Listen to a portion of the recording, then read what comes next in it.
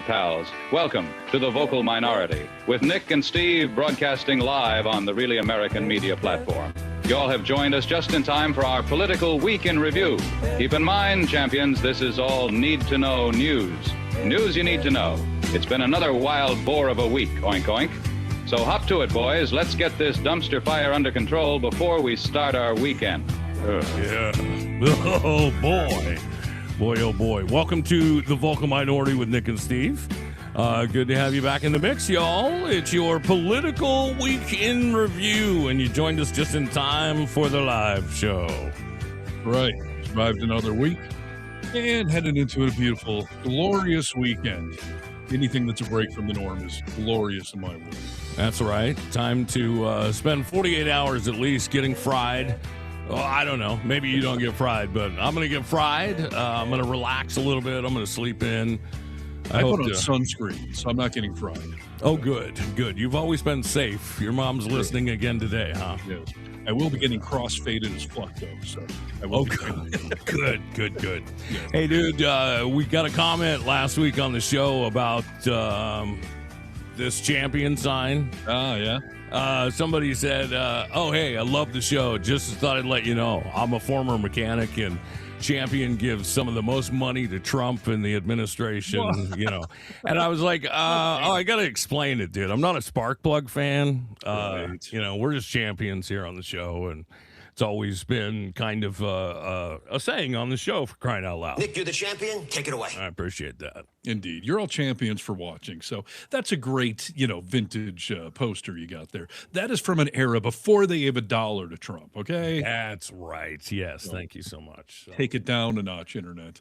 yeah. Good grief. I mean, we're on YouTube. They're bending over for Trump right now. I mean, you can only isolate yourself so far. That's right. We wouldn't be able to move through the world, dude. I mean, it wouldn't be possible. Spot on, but yeah. If you want to go to thevocalminority.net, that is our website. You can contact us. That's the best use for that thing. Otherwise, yeah, chat room's filling up. We appreciate everybody getting vocal. It's the name of the game. So, yeah, hang out. We'll talk about what's been going on, and you guys comment, okay? All righty. Thanks, Steve. Appreciate the intro, and let's get into some Paul Harvey news. This is Need to Know News. News you need to know. Hello, Americans. This is Paul Harvey. Stand by for news. Hey, dude, Nice. let me ask you this, dude. Okay? Are you, did you tune in to any late night show? Like, do you tune in to when Stephen Colbert was on? Do you tune in live for the show, or Kimmel, Fallon, anyone? No. I mean, first of all, I gave up on live TV a couple of years ago. So Yeah. I only have web streaming apps. And I'm rarely awake past 11 o'clock. And if I am, I'm not watching TV. Okay. Okay. No, Yeah. sir. I wondered that too. I mean, every once in a while, I am up that late, and like I know every once in a while, like when I'm turning my DVR off of something I'm watching, like Colbert or Kimmel or somebody be on, and I might watch for a few minutes because I like those guys. It's just I don't catch the show very often. Yeah. It's They do more. get some ratings, though, from DVR stuff, just so you know. Say that again. They do get some ratings from DVR. So if you okay. record it, I think there's a rule you have to watch it within like 24 or 48 hours, but it does equate. Okay. Yeah, I didn't know that, and I always wondered. So thanks for filling me in on that. The reason I ask is because obviously Colbert has been, off the air for maybe 2 weeks now, right? Yep. And, whether you're a Colbert fan or not matters not. If you are a fan of democracy and living in a free country, then the Colbert thing fucking bothers you. You know, it matters to me if you're a fan of Colbert or not. I mean, certainly for the political things, but come on, the guy's funny, intelligent, news oriented. I mean, you should for be. sure. Intelligent. I mean, we don't always get that in a late night talk show. So No, and his last name is Colbert, just so you know. hey, dude, go fuck yourself, okay? Listen, I'm going to continue to call him Stephen Colbert. Well, that's like how it's turned out. 99% of America. How do you say it? Well, his actual name is Colbert, but he years ago changed it to Colbert as part of the Colbert Report. the original Bill O'Reilly parody show on Comedy Central, and it just stuck with them. So his name is Steve Colbert, but Stephen Colbert is how we all know I him. like it. Yeah. Okay. Well, we've been pronouncing it properly then. Yeah. Professionally, yes, you are. So when Stephen Colbert was going to go off the air, I think most of us wondered, like, okay, who's gonna roll into this position? Barry Weiss over at CBS is, a big Gutfeld fan. Who's it going to be? Who's going to take over? And fuck Barry Weiss, by the way. God damn it. Something is not right in the head with Barry Weiss. No, ruining the whole network. Not a huge 60 Minutes fan, but it's a mainstay of the news world, and she's fucking that up. But yeah, Colbert is a travesty as well. Yeah. Here's the deal, though. Did you ever in a million years think the replacement that's there would be the replacement? Had you even ever heard of the replacement? Well, Nick, according to the Bible, the world's only about 2,026 years old. So I don't know what you're talking about in this million-year thing. I mean, dinosaurs and Jesus both roamed the earth 2,000 years ago. Okay. Aside from that, no, I mean, I honestly wondered, like, who would want the gig to be a traditional late-night host? And, who were they going to find? Were they going to give it to Judge Perino or something? Right. But what they did with it, I mean, what's this guy's name? Byron Allen. Byron Allen, yeah. Yeah. I mean, he's been on after Colbert for years, and that show was always underwhelming. So when they made the idea to bump him up to Colbert, like I just assumed it was not going to go well. Yeah. I think we all kind of assumed it wouldn't go well. Byron Allen, also a billionaire with a B. Which I'm amazed by. Yeah, I'm amazed by that too. And it just goes to show that, you can buy a time slot on TV. If you have enough money, you can definitely do that. And that's what he's done, we should point out. Yeah. I mean, he owns some sort of media company. He must specialize in things we've heard of, but I just don't know who's behind it. Because, Byron Allen's a billionaire, and he ended up buying the time slot. Yeah. So CBS, you can make the case, is not losing anything. He's doing it for, I think, $15 million a year, so they're getting the money, and they're letting him sell ad time. But it's hurting the brand. It's hurting the tune-in factor. There's a whole thing about, at least in the old days, like if you would fall asleep with Carson on, you'd wake up, your TV would be on that channel the next day. So a lot to that. But yeah, for sure. Byron Allen, Lissa Cheng from NPR sat down with Byron Allen. This is an older clip before he took over officially, before he had done any shows in the Stephen Colbert time. Gotcha. Have you had any conversations with anybody at CBS or at Paramount about boundaries not to cross or topics to avoid on Comics Unleashed? Absolutely not. Okay. How about down the road? No, you asked the question. I want to be clear. Well, I have absolutely not had any conversations with anybody at CBS or Paramount about what to say or not to say, politics or boundaries. Do you know that I've been taping this show here since July or August, and somebody from CBS just came by to say hello and thank us. Visited the set one time, came by to say, we just want to see a taping because we haven't been here. No one has ever, as a matter of fact, when we've sent the episodes over, they barely give notes as a part of I love that you're talking to in camera. No, because I want the audience TV guy. I get it. Because I want the audience to know that, because I don't want to, I want all this time out, all these shenanigans. CBS has not given me any notes, any feedback about don't be political, don't. Remember, I started the show 20 years ago, and we've been crushing it for 20 years. That's debatable. Well, that's about to come to an end. And by the way, like I don't know that anyone at CBS knew who he was, what the show was, or anything else. So they probably stopped by to be like, "Who are you again?" Who's the new guy? What's going on over here? And by the way, it's just a pussy move because he has told his comedians, "No politics, everyone. Just keep it funny, no politics." That's exactly what I was going to say. In that clip, he says, like, they haven't told me yes, no, we could do what we want. But he's come out several times since then, and not only told his comedians, but he's told different reporters that are talking to him. Yeah, we're just not a political thing. It's supposedly it's Comics Unleashed, all right? So none they of them have a political opinion, huh? right. And when I mean that is very rare in comedy, right? I mean, come on. None of them do. It's Comics Leashed, Comics Yes. Muzzled. Completely. Yes. Having, I to be fair, I've seen him on late night TV accidentally and never stopped to watch, for more than 30 seconds. So I thought, since we're going to talk about this, I should probably go try and find, one of his funniest clips I could find. So I went through some, and this is the funniest clip I could find. Oh boy. Bruce, where'd you go to college? Where did I go to college? Oh, I went to college every day to drop my cousin off. It was a job getting up every morning, taking them to college every morning, and then they flunked out. So it was a waste of my time getting up every morning. You know what I mean? Just like when I was in the Army, salvation. But look.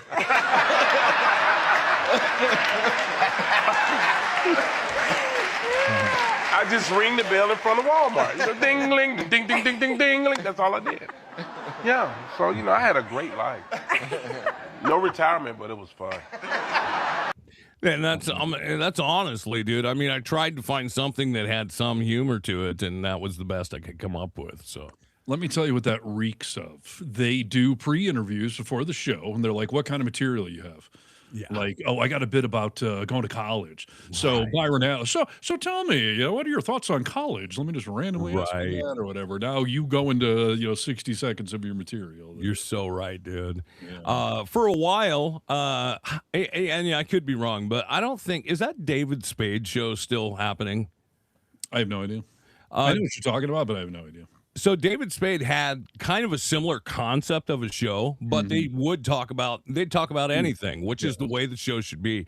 That show, I actually would discover some comedic types that I had never seen before. And I was like, oh, this is a good show, dude, of just people chatting about what's going on in the world. There's a lot of humor and stuff like that. I don't know why they didn't give it to Spade. That's a good question. Spade probably didn't come up with $15 million to make it much easier on CBS to be like, never mind. We'll just cash in on that. True. What Byron does with it. So how's Byron doing, Steve? He's not doing very well whatsoever. Viewers angry over CBS's cancellation of Colbert's Late Show are making their displeasure known. And Comics Unleashed officially hemorrhaging more than half of the audience that Colbert handed to them. And the audience appears to have all gone to Jimmy Kimmel and Jimmy Fallon, both who are talking politics and pop culture and, actually being relevant. Kimmel's show experienced the biggest surge, drawing 2.1 million total viewers, a 53% year-on-year increase. Now, so part of that is just his fights with Trump in general, and his popularity has increased. But he gained about 300,000 of the viewers from Colbert's show since that. Over on Jimmy Fallon, The Tonight Show, a distant second right now, but they still have 1.3 million total viewers, and they picked up about 200,000 new viewers since Colbert went off. Okay. CBS, meanwhile, has totally cratered. Allen's Comics Unleashed, which debuted a day after Colbert's departure, drew only 628,000 total viewers. That would be a catastrophic 65% drop. Wow. Compared to what the show did, over the year prior on average. And in the crucial 18 to 49-year-old demographic, only 82,000 viewers have tuned in. Unreal, dude. I mean, that it really is incredible. The thing I relate that to is like back in the early days of our talk show radio days, there were a few times that before we had a full-time gig that they would ask us to fill in for somebody that was, going out on vacation for 2 weeks or whatever. Sure. That show already had like a large audience built in. The thing I remember, dude, is that when we got there to fill in for those shows, the audience was there and ready to listen to us, and it was just our job to keep them. Yeah. You know, this looks like they didn't even show up to give you a chance, dude. They just tuned out right away and went over. Yeah, I mean, part of it was doomed. I mean, I think even if a brilliant show stepped in, it would take some sort of hit. But to just go the opposite direction, we're just going to have kind of canned comedy, no politics, nothing topical, just jokes about Walmart and college or whatever. Right. Like, yeah, it was somewhat doomed to fail.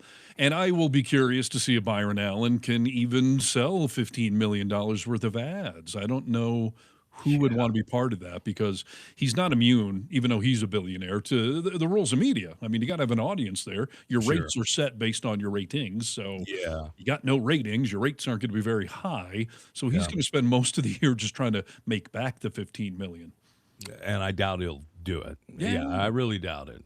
Yeah. And I don't know. I don't know enough about the guy to wish for him to fail. I have read on several different articles that says he sways towards the MAGA lifestyle. He's a billionaire. He's top 1%er. So Yeah. And several people asking, where's Colbert going? Started his own podcast. He does have his own YouTube channel right now, but what content is going to get there, who knows? Yeah. I know he's posted a couple of his, clips from that Michigan public access show he sat in on and whatnot. Right. But, more to come there. So he's not going away by any freaking means. Yeah. No, we'll see what happens. I still think that there could be a possibility that he winds back up on Comedy Central somehow, with Jon Stewart, and, who knows what'll happen. But That'd be interesting. I mean, part of me with any of these people, whether it's Colbert or like Scott Pelley from 60 Minutes, like just give the middle finger to old media and come on over here and just speed up the process of radio and television dying, because it is.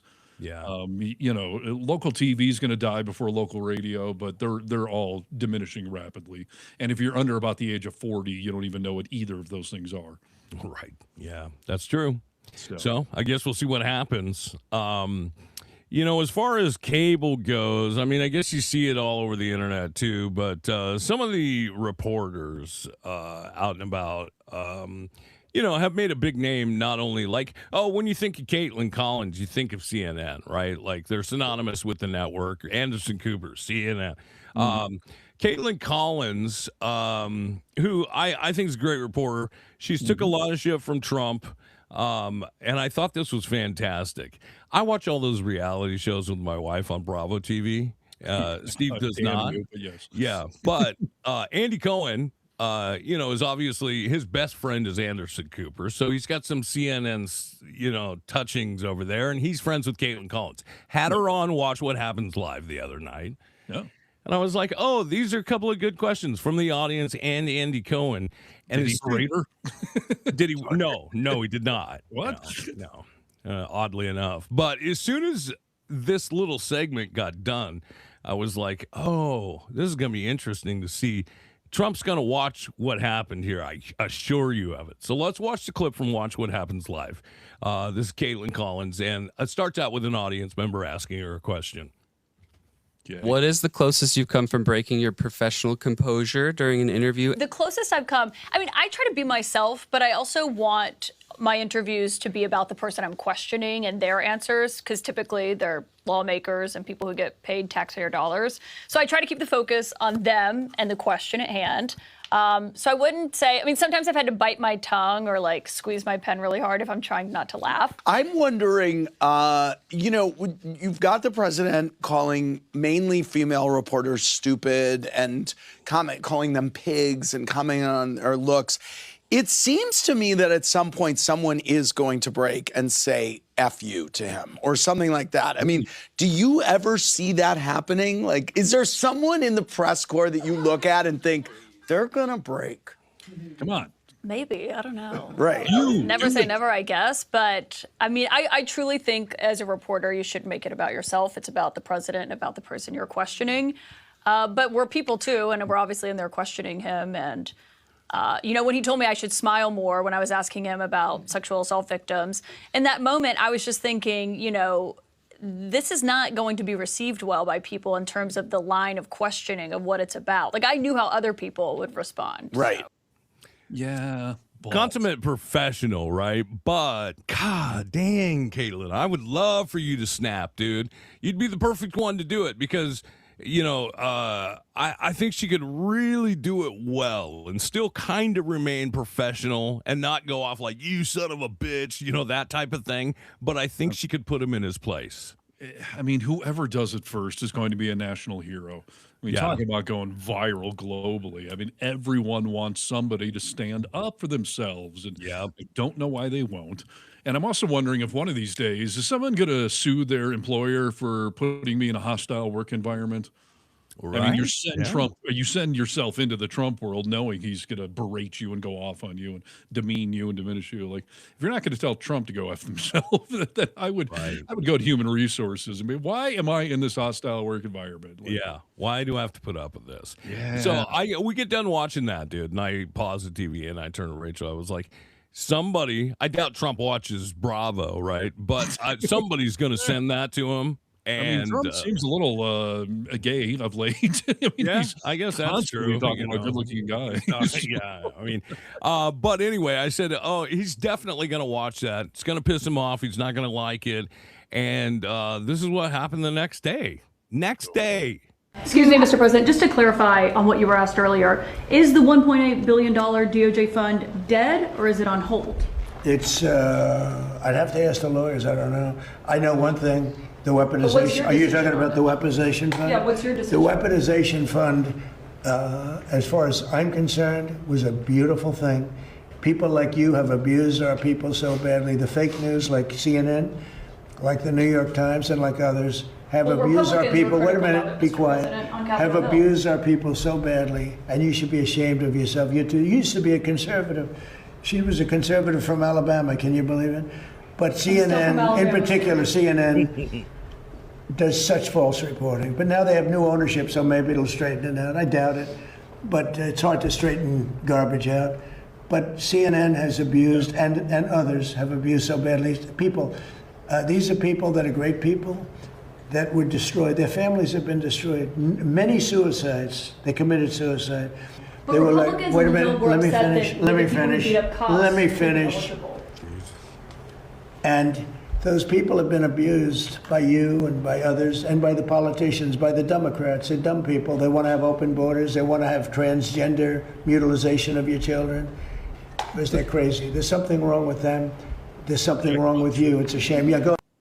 Yeah, what a fucking asshole. I mean, What a seriously. fucking asshole, man. And if you still support that, apparently you don't have a sister, a mother, an aunt, like daughter, whatever, dude. If you have any respect for women, there's no way you can look at that and be like, yeah, I love that. So, and I'm talking even if you're a Republican, freaking wake up, dude. This next clip is someone that you might recognize. Someone on CNN is talking here, I'll play the clip. Yay. I will say that during my time working as deputy press secretary in the first Trump administration, Caitlin Collins was the one reporter that scared Kayleigh McEnany and President Trump the most. There would be times where Kayleigh McEnany wouldn't even call on Caitlin Collins at press conferences, at press briefings, because she didn't want to answer the questions, because Caitlin Collins is a very, very good reporter. She's the best at what she does. And I think that's why you see Trump go after her more ferociously than any other reporter in that room. And it is disgusting to watch him tell a woman that she needs to smile while doing her job. I've seen Caitlin smile plenty of times, but when she's asking someone a hard-hitting question, I don't think that means that she has to smile while doing it. And he brings it up time and time again, and it's these misogynistic attacks, not just against Caitlin. You know, he told her today to be quiet while she tried to ask a follow-up question. We've seen him say, "Quiet, piggy," to a female reporter. He's an asshole, dude. I mean, breaking news. He is. my- I wonder if Sean here is right. Unfortunately, we'd have to wait until his last week of his presidency for someone to say, you know what, fuck you already. And what would be even better, by the way, it would be if a male reporter would stand up Yes. Not that women need men to protect them, but the fact that Trump is going after women like that, I just want to see somebody with a shred of chivalry still left in them to say, you know what, sir, don't fucking talk to her that way. She's Yes. a professional. You may not agree with her, but she's here doing a job. Like, just fuck yourself. 100%. I was watching. I can't remember the kid's name, but he's some. Webster. Yes, Emmanuel Lewis. He's some red pill podcaster, basically. He was doing this interview and had hung out with Trump before because why not? He's a red pill. He said, the president is so fun to hang out with. We were doing this and this during the day, and a staff member came up and said, Mr. President, you got an interview in 10 minutes and with so-and-so, and it was a woman's name. And Trump was like, should I ask her if she's a beautiful woman? And he was like, yeah. So he asked, and the guy was like, yeah, she's a beautiful woman. He was like, okay, I'll do it. That's how he does this, dude. He looks at women only for one thing. Well, I mean, Caitlin Collins is drop dead gorgeous, so I don't know if he. I think what that woman said is correct. He is afraid of her, intimidated by her, and probably her brains and her beauty and all that combined. He feels the need to try to lash out and diminish because, Trump is all about vanity and narcissism. So to see somebody who is a strong, confident, attractive person diminishing him, I mean, that just gets his goat. So. You remember when Jim Acosta, back in the first administration, stood up to him? And it didn't go well for Jim Acosta. He got kicked out of the press room. And so maybe that's why that listener was right. You're going to have to wait till the last week, and then people will start tearing into him. Yeah, well, fair enough. Yeah. Should we talk some Trump defeats, embarrassments? Let's embarrass him, shall we? Yes, please. Yeah. Quiet piggy. All right, so we've talked about this Freedom 250 concert just absolutely imploding, and we do have the official update. The Freedom 250 concert series in shambles after the mass exodus. So Trump announced the rally to end all rallies Thursday night on Truth Social. He said it's scheduled for June 24th, one day before the now gutted State Fair was set to open. The replacement events lineup reflects how dramatically Trump's musical options have narrowed. Country singer Lee Greenwood, a mere 83 years old, will open the proceedings with his 1984 hit, God Bless the USA, the same song he has performed at other Trump events. Fun fact, 3 of Greenwood's top 5 songs on Spotify are different versions of the same song. Song. So he and Trump, but also Trump tapped tenor Christopher Machio, he compares to Luciano Pavarotti, to perform classical selections. Machio, how many monthly listeners do you think he gets on Spotify? Nickelback gets a few million. So what do you think Machio here gets on Spotify? Do you have any idea age range? Is he 80? Is he 20? Yeah. I don't know, but classical like that tends to skew older, sure. Okay, I'm going to say he gets 500,000. Oh, you were so close. 500. 500. No. No way. In fairness, it's 571, okay? Wow, dude, that is so fucking great. The old local rock band I used to be in who was not around when the internet existed. Oh, Jesus. Just happened to my camera. They still get more than that. The hell just happened to my camera? This is way too close. Yeah, you really got it close in. Back up. This thing has some gesture thing that... You got to turn that off. Dude. Oh my God. I cannot do the rest of the show like this. How do I unzoom this? I don't know. Put your hand over your camera for a minute and see if it does it. Extreme close-up. Well, it's not doing anything. Oh, good grief. I've got to learn how this thing does that. Yeah. Does it? Oh, grief. You're just going to have to back up, I think. What the hell to do to this thing? I'll do the rest of the show from the corner of the studio here. You look fantastic.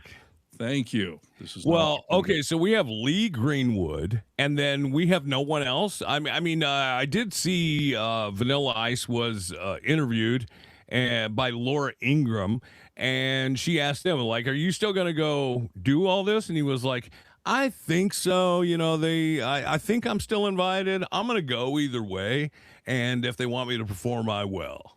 Well, that's the fun fact too. On the website for this thing, it no longer lists any acts.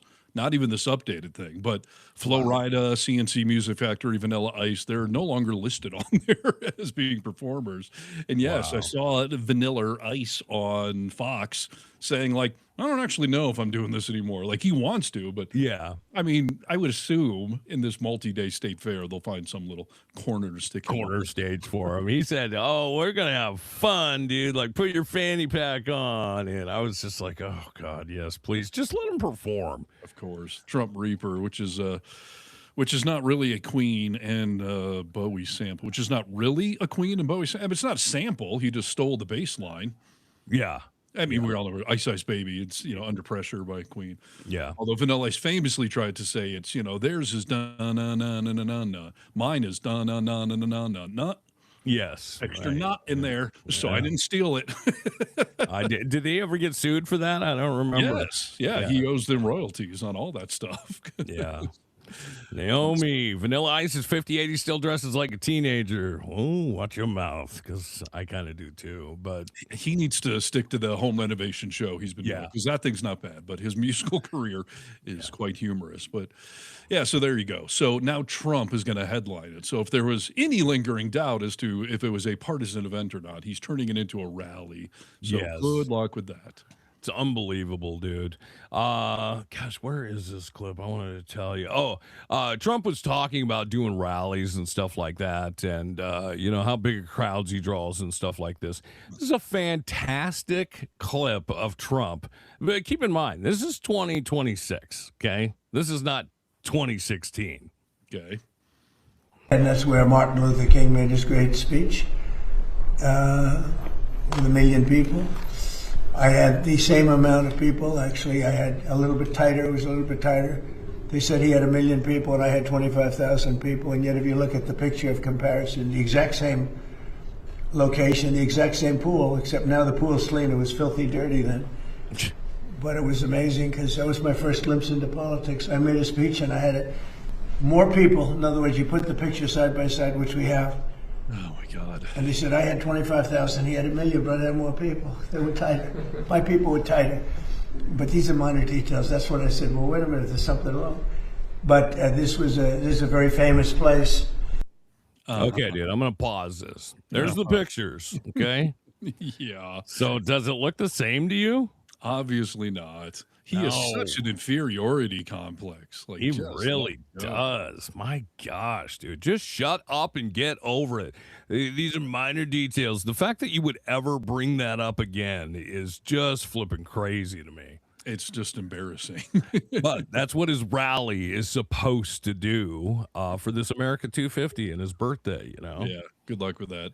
I mean, D.C. is a obviously liberal little town there, so I highly question how many of the Trumpers are going to make the pilgrimage there so they can watch him speak yet again, when most of them aren't even showing up to the local rallies anymore when he does show up in their towns. So. Yeah, because good luck with all that. You can only do the hits for so long. Exactly. So, let's see. I do have some more Trump setbacks, humiliations, defeats. Yes, please. So we were talking last week about the primary going on in Texas. The John Cornyn is the incumbent senator, and Trump decided at the last minute to endorse Paxton, who is a mega sycophant and has his own scandals, and he's an adulterer and a thief and all those things. So Cornyn lost his primary, and on one level, that is kind of funny. Like you fuck around with Trump and then, he has no loyalty. Yeah. So John Cornyn, let's see here, has apparently lost interest in renaming a Texas highway after President Trump following his primary loss to former Attorney General Ken Paxton there. While he was still seeking the president's endorsement in the hotly contested runoff, Cornyn had pushed legislation in Texas to rename U.S. Highway 287 to Interstate 47 in honor of the 47th dictator. President. Following his loss, however, Cornyn was just asked about that. He said, quote, "Yeah, that bill may not make it into my priorities for the next 7 months." So no quid pro quo anymore, dude, or what? No. And like I said, that is funny-ish, but it's also proof that, A, someone like him doesn't care about wasting tax money. Of course. But also that everyone knows you can bribe Trump by trying to just appeal to his vanity. But, you know, that loyalty is a one-way street that doesn't last long. And so that's hilarious to me. Yeah, it's hilarious to me, too. Some of the people that, you know, Trump has been backing, you know, let's be honest, they're falling fucking apart. You know, did you see this story about, there's a Michigan Republican, Mike Rogers. Did you see this story? Mr. Rogers. Mike Rogers, dude. This is fantastic. This has been widely mocked. If you haven't seen it, though, you have to take a look at this.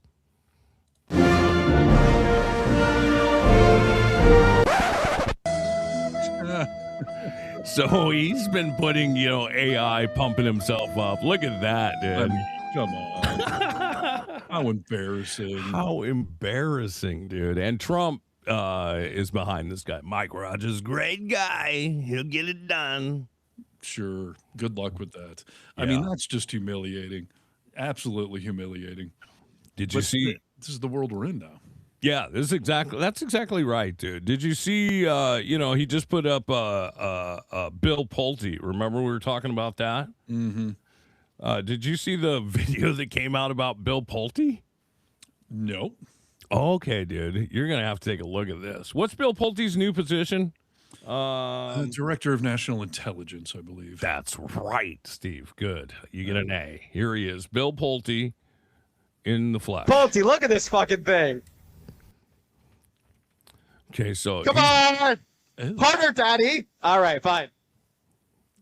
Okay, so Bill Pulte's behind. There you fucking have it. The first dildo slap in history live. So, Bill, this says Bill Pulte fucks. All right? Yeah. And then if you notice it's got a tramp stamp with a butterfly on the back. It, only the young. One ass cheek. Yes, it does say only the young on the back here. Only the young, December 14th. That looks pretty badass. Wow. There you go, dude. National intelligence, right? I mean, that's a line's pretty good, right? How fortuitous that it would say only the young for somebody in Trump's world now amidst the Epstein debacles and all of that. But what the hell was that? What's that event? Why were they slapping the man in the face with a dildo? Other than it's just something mega types do on the weekend. It's kind of fun, dude. That's what we talk about. Like, yeah, these things happen in the MAGA community. And then they go and say, oh, people who do that, they're sick. Well, yes, people who like young are sick. You're right. I mean, seriously, why would they say that? Ugh. Isn't that just, and the fact that he didn't be like, you know, that's not, come on, guys, that's not true. He was like, yeah, I like only the young. Like, yeah, something's wrong with you. Some of the reactions from the crowd here. Nobody can quite believe whatever the fuck that was. Right, dude. Isn't that terrible? Interesting. That's Trump's guy. That's Trump's pick. All right. I've got another slap in the face. Nowhere near as visually appealing as that one, but okay. All right. We've talked about Trump's ballroom that is allegedly being paid for by donors, even though Trump tried to get Congress to put it in the bill, which apparently they just took out the funding for this ballroom debacle. But I mean, we have been saying that obviously there's a major problem with letting corporations fund anything, but it's essentially just a way to bribe Trump or bribe the administration in general and to curry favor. But would those bribes result in anything obvious, anything tangible, you know? Yeah.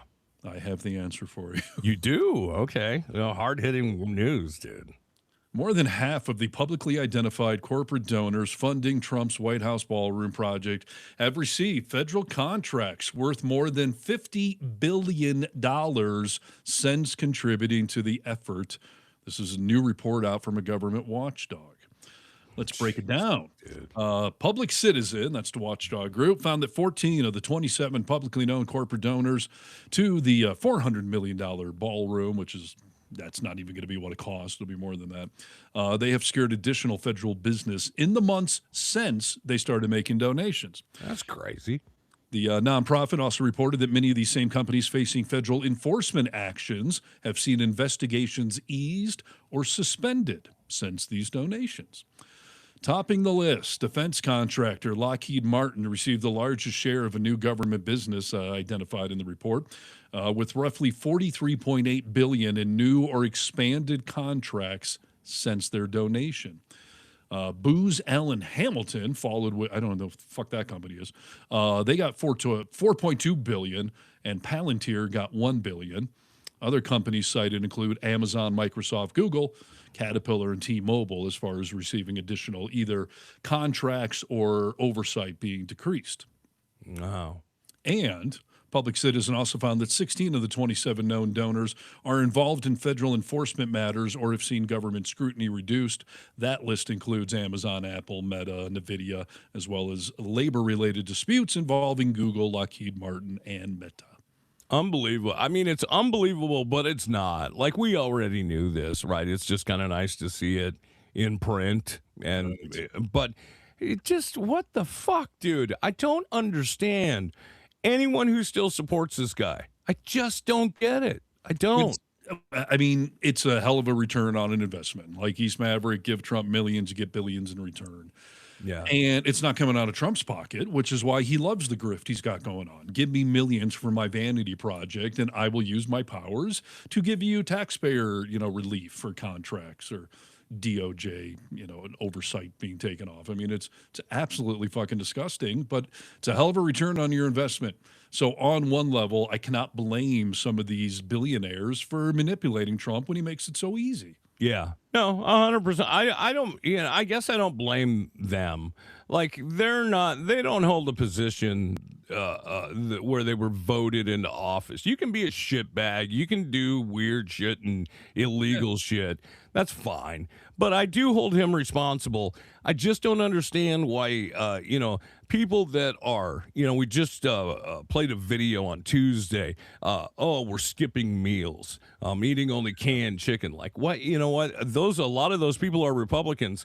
A lot of those people are MAGA. So get the fuck in the bus and let's start moving away from this. Right. Marjorie Taylor Greene gave a great speech in Texas this week, okay? And she said MAGA is dying, okay? She spoke in front of hundreds of MAGA Republicans and independents. They cheered for her nonstop during this speech, which is a great sign, especially in Texas. But it's not happening fast enough. I guess that's my point, dude. Yeah. I mean, I'm glad it's happening, but yeah, not fast enough. And like we've said, are they going to vote blue this November, or are they just not going to vote? Either scenario's acceptable. Yeah. It would be better, though, if you stood up and actually voted the right way. Completely. Well, and that's a great, I've got a great video we've been playing some of Megyn Kelly lately, only because it's nice to see her like step up and admit like, oh, this is not what we voted for. What is Trump doing?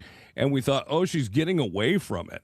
Well, with this whole California race going on right now, she had a lot of comments to make on this. And I thought, oh, she's no longer hopefully going to be this conspiratorial. I want to say something, but I'm not. Next Tuesday. She's not going to be conspiratorial anymore. But then I came across this video. Dude. The updates are uniformly bad for Spencer Pratt and Steve Hilton. What a shock. Mm-hmm. And no one's going to trust this. No one is going to trust this outcome if those two are eliminated from the general election, given the leads that we've seen. I'm going to, when the panel's here, yesterday we didn't get to it with Maureen. Today I am going to get to the actual numbers as we know them so far and get on the record as we go into the weekend with where we think the vote is. If you look at the betting markets, and they don't know anything more than we do. I mean, well, generally they don't.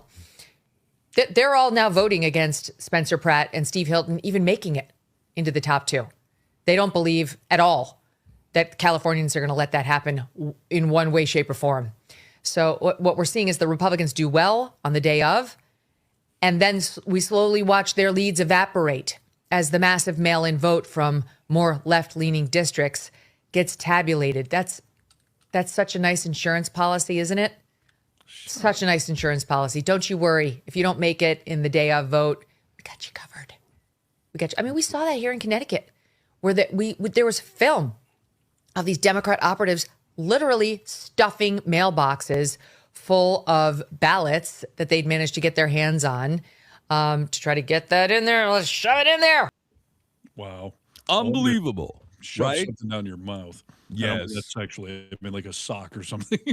Is the concept so great, Steve, that mail-in ballots would trail in after the first day of in-person voting? Does that blow your mind? I mean, there's nothing conspiratorial about that. And if Republicans, here's the easiest way for you to fight back. Start fucking voting by mail-in ballot and watch it all change for you. I mean, you're still going to get the same amount of votes, but they'll come in at the same time if that's what you're worried about. Yes, of course. I mean, it's just the nature of the game for that. And Trump is trying to say, look at all these mail-in ballots. There's fraud going on. I mean, he's just sowing the seed for him to try to take over something in November for the elections going on. And I love that MAGA world would be even remotely shocked if a Republican didn't make the top two. It's fucking California. Yeah. Republicans are losing in Iowa, red states. So these are primaries. And California has a jungle primaries, they call it. So whoever the top two are, they're both Republicans, they both go on. They're both Democrats, they both go on. So, and by the way, like right now, I'm looking at the current vote totals from the Associated Press. 61% of the votes counted, because again, most of it's mail-in and whatnot.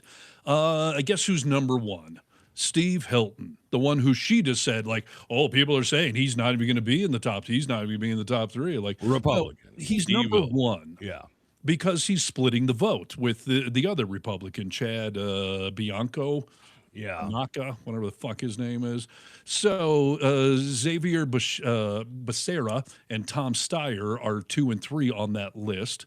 And obviously, it's going to end up probably coming down to Hilton and Becerra. Yeah. And you really think a Republican's going to win in the state of California? Now, I lived there for 20 years. There are Republican pockets in California, but not in the statewide vote, not when it's down to 2 people. No, there are Republican pockets. If you think about Orange County, I mean, Claremont has, there are places. But if you think about it, they're all very wealthy places, right? Of these, again, top 3%ers that, yes, are voting Republican because there's so many loopholes. But California as a whole, no, it's blue, dude. Of course. And not to mention the whole Central California, people don't seem to realize it's all farmland. Most of the food you eat comes from Central California. There's the coast and the mountains and all the way down the middle. It's all farmland. It's all conservative areas there. Sure. So, yeah, stop moaning. I mean, if you're going to even try to feign election interference or something, you're going to look at California. Huh? Nice try. Good luck with that. I'm pretty early to be playing that game, Megyn Kelly. And shame on you. Yeah, absolutely. I got another fun slap in the face from analytics coming in. We've been talking about all these J6ers who, since Trump pardoned them, have been arrested for new offenses. And some people, because of Trump's pardon, they were arrested before January 6th and still had pending legal action. Their pardons ended up getting them out of previous offenses.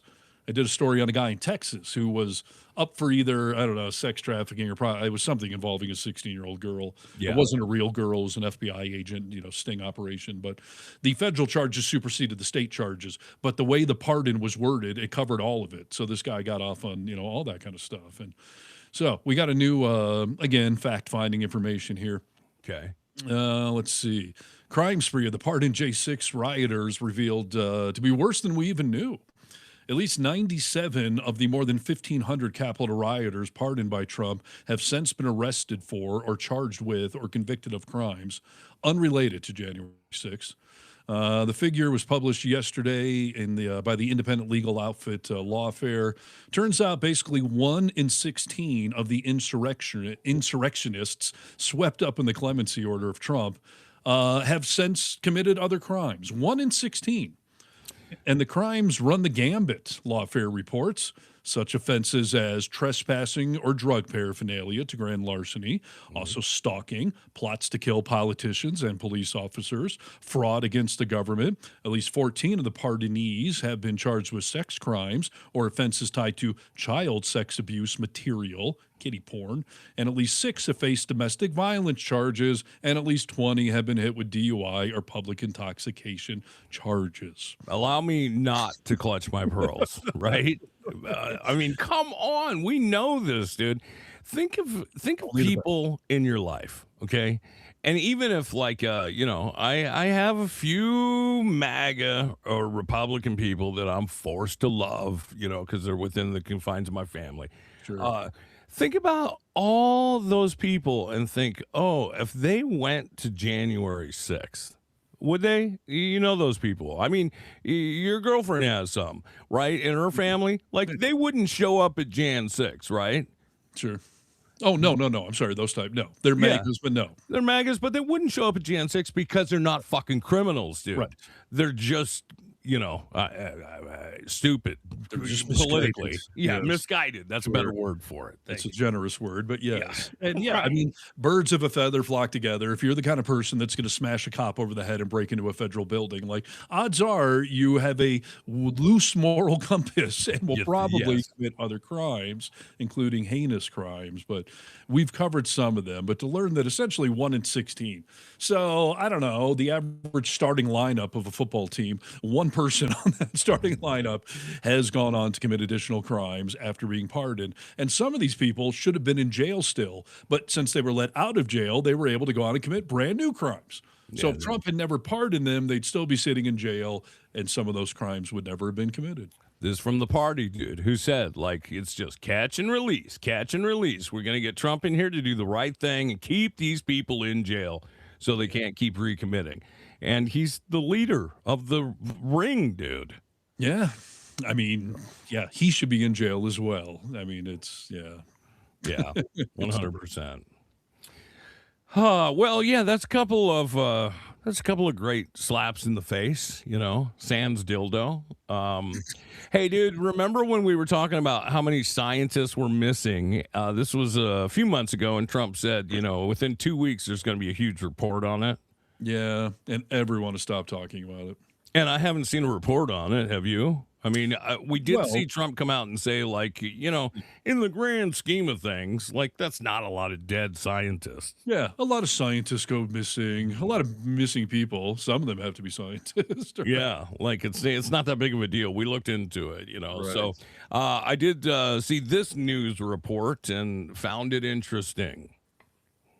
After months of no answers, a missing scientist has been found dead in New Mexico, once again under mysterious circumstances. Todd Pyro joins us with more. Todd. Hey, Brian, after this discovery, we still might have more questions than answers. 53-year-old Melissa Cassius had been missing since June 26th of last year. She was working as an administrative assistant at Los Alamos National Lab, where the world's first atomic weapons were developed during World War II.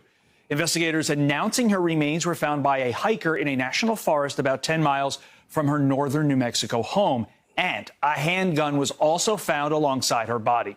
When Cassius vanished nearly a year ago, her family discovered that her personal belongings, including her purse, IDs, and cell phones, had been left behind, and both phones had reportedly been factory reset.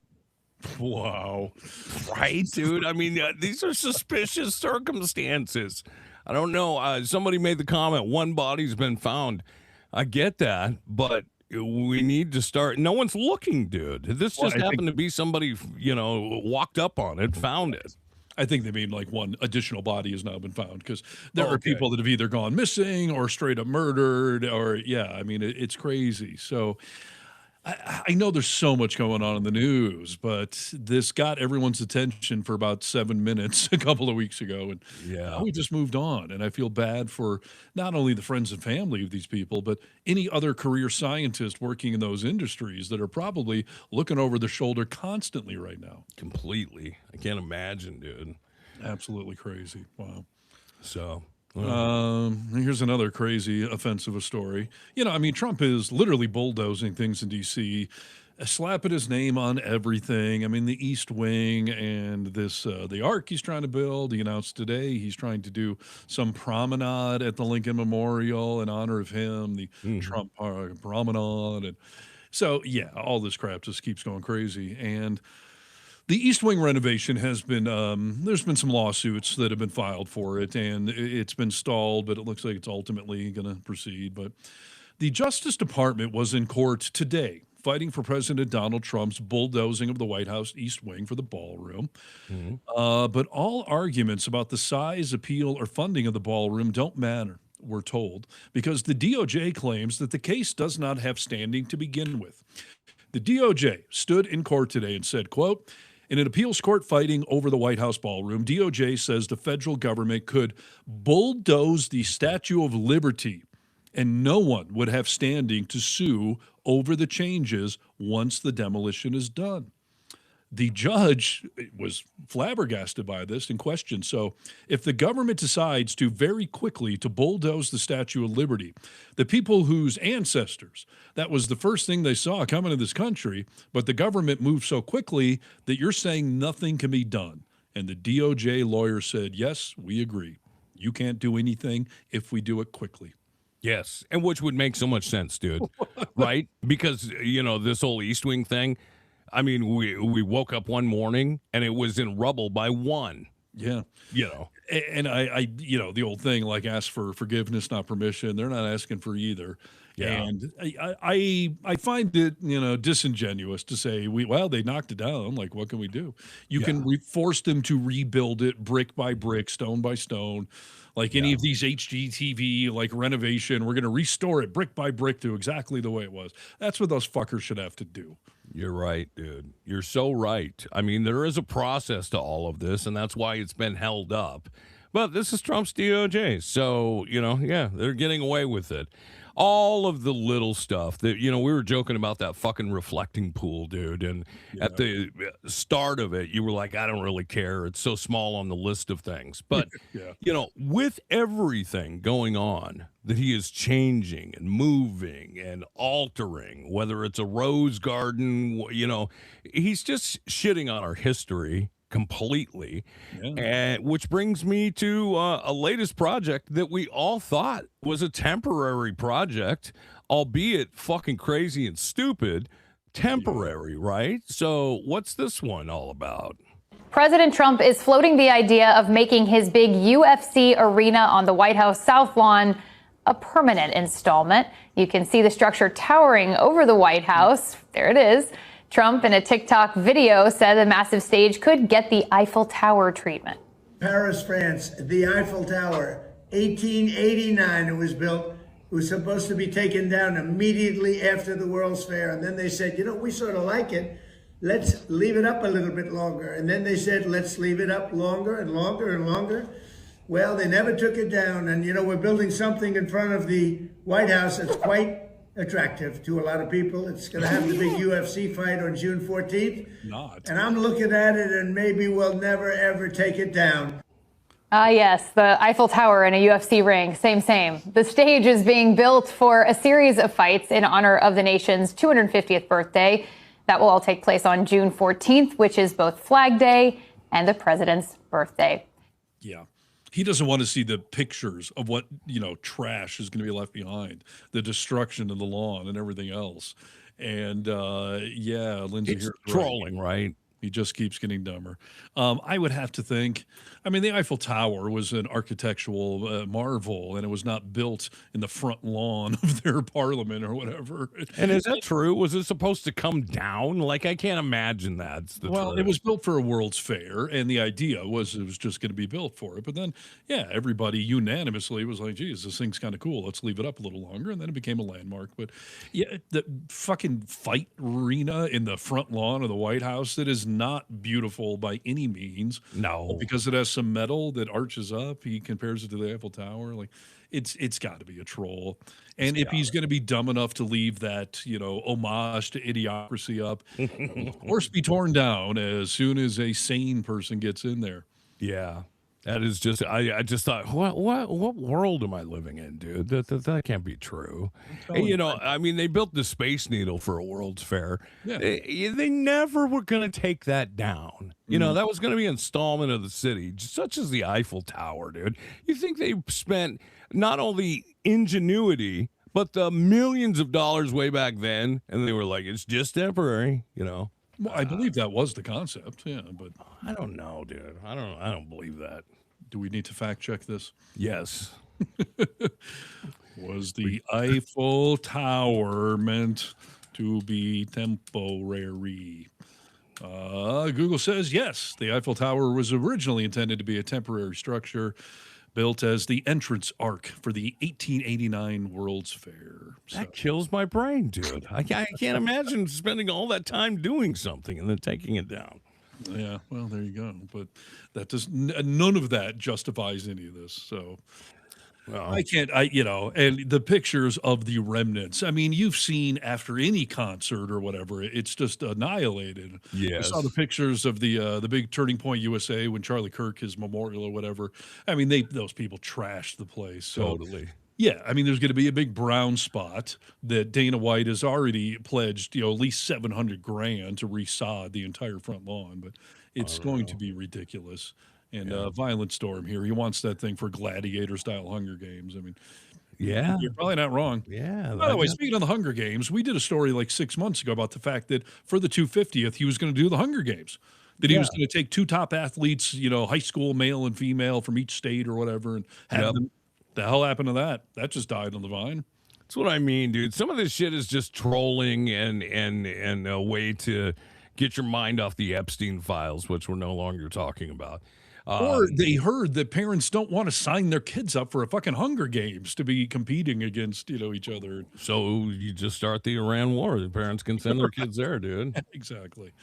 Shame at Christmas. At least that happens behind closed doors. Yeah. Hey, real quick, this is an interesting story. Iran has struck at least 20 American facilities across the Middle East, far more than was ever previously disclosed. And the Pentagon has officially asked one of these big satellite companies to stop updating satellite imagery. And this one firm agreed to it. Oh, because the U.S. people are able to see what actually is going on, you mean? Right, because new satellite imagery is coming out and people are looking at it and seeing like, whoa, there's way more damage than the Trump administration has revealed. So instead of minimizing damage or stopping the war, they just asked the satellite company to please stop showing the pictures. Dude, that's some North Korea shit right there, right? I mean, spot on, yes. I mean, that is, we only show you what we want to show you. Exactly. Yeah, and that's definitely agreed to withhold new images. And I'm sure they're claiming it's national security or whatever. No, you're just lying to us about the damage that's been done. Like, eesh. Yeah. When's that thing going to end, dude? When's that thing going to end? It was supposed to end in 4 to 6 weeks. I think we might have gone past that. This is just an excursion, so. But here we are. Well, I guess that's going to do it for us, dude. I guess this is Friday time. It's drink time, Steve. It is indeed. Yeah. I'm going out for Mexican fishbowl night tonight. Are you? I Very am. nice. I know you'll be drunk then, dude. I love your fishbowl nights. The texts I get are fantastic. They're always fun. Hard to read, but fantastic. You can read between the lines, I think. Hey, dude, I got a new nephew yesterday. How about that? What? Yeah, I'm a great The uncle. open market? I'm a great uncle, dude. You've always been a great uncle, Nick. I'm a great uncle. Wow. My niece had a baby, so. Is this I'm about to be a great uncle, but Are you? that wing of the Harness family is not thrilled about it. So how are the feelings in your world? All Is it warm joyous and thing? good. Yeah, baby's healthy, mom's healthy, things are good, so. Nice. Yeah, my sister's about to be a grandma. Not thrilled. So, yeah. and not just over the title, over the fact that her 23-year-old daughter is. It's a rough start. It's a rough start in 2026. So. I literally told my kids recently, like, hey, guys, practice safe sex because kids can derail your life. No offense, my children, but kids can derail your life. So, be smart about it. Had some funny shit. Well, yeah. So, yeah, if you're getting your drink on, practice safe sex here because we don't need to bring anyone into this world. Okay? And have a fantastic weekend, y'all. We appreciate you listening to the podcast. Yeah, go to thevocalminority.net if you want to reach out to us directly. Watch all the good videos here on Really American, our stuff, everyone else's stuff. But please do us a favor. Go to any podcast site, the audio versions, and just hit subscribe to the show. Help us beef those numbers up. Yeah, let's get beefy, and we'll talk to you soon. And that'll do it for another edition of The Vocal Minority with Nick and Steve. Thanks for joining us on the Really American Media platform. Check out all our social media wherever good social media is found. Until next time, you tiny little bastards, good day. Good day. And we say bye-bye.